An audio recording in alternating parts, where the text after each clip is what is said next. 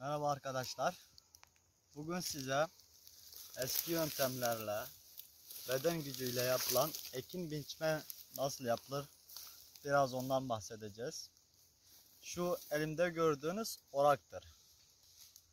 Bununla biçmeyi yapıyoruz. Bunun da keskin olması gerekiyor. Şu taş, gördüğünüz taş normal bir taş değil tabi bu. Biraz daha serttir diğer taşlardan. Bunu üzerinde sürdüğümüz zaman böyle bu orak keskinleşir.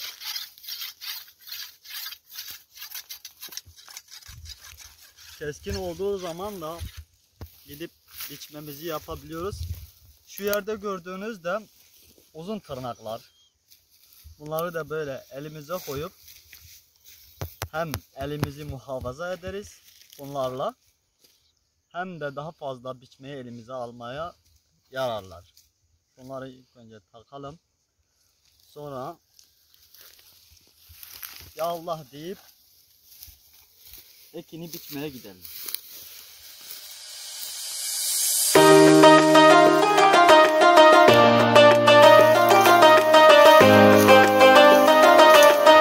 Evet arkadaşlar, ekin biçmeyi de şöyle yapıyoruz. İlk önce ekini biraz ayıracağım. Sonra tutacaksın elinle. Sonra aşağıdan tabii onu böyle keseceğim. Böyle tabii biraz pratik olman gerekiyor. Hızlıca yapman gerekiyor. Yaptıktan sonra böyle ekinini devam ettireceğim.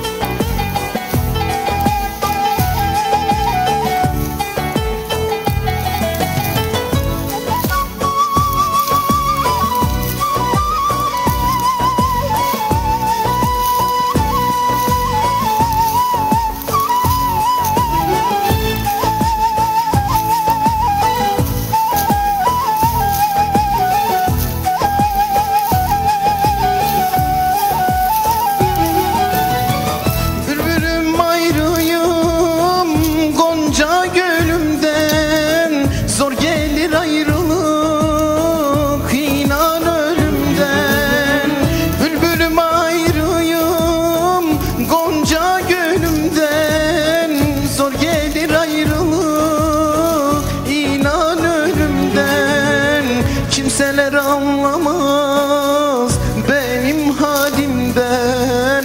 Bülbül gülüne kavuştur yaram. Kimseler anlamaz benim halimden. Beni Resulüme kavuştur yaram. Beklerim gülümü açılsın diye, kokusu nur olup saçılsın diye. Ayrı düştük gülüm, söyle ne diye. Beni Resulüme kavuştur yaram. Beni Habibime kavuştur yaram.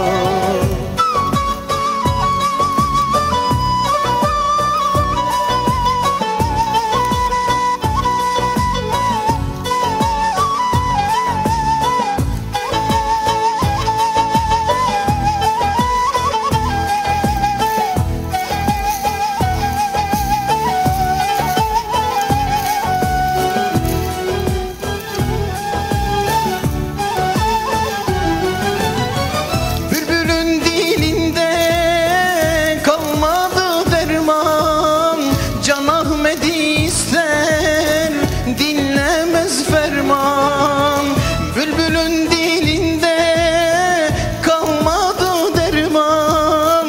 Can Ahmet'i ister, dinlemez ferman. Merhamet eylesen yüce yaradan. Beni Resulümden ayırma yaram. Merhamet eylesen yüce yaradan. Beni Habibimden